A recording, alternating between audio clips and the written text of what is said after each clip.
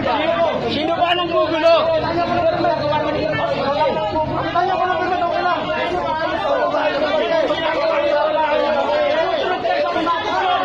Tama yung basahin. Nang malaman niyo yung tunay na batas. Ito, ng sambayan.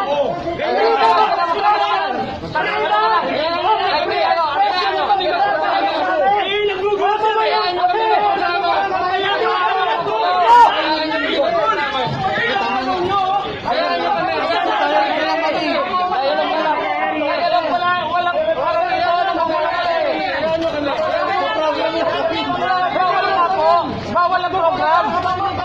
Binabayaran niyo yung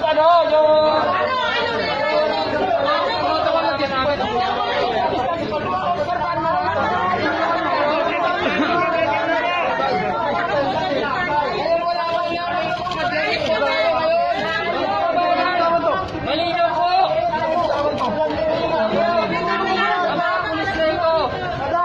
Walang pakialam sa mga manggagawang walas na pagkain maihain sa kanilang pagkainan. Nais lamang namin ipanawagan na walang pagkakagawa.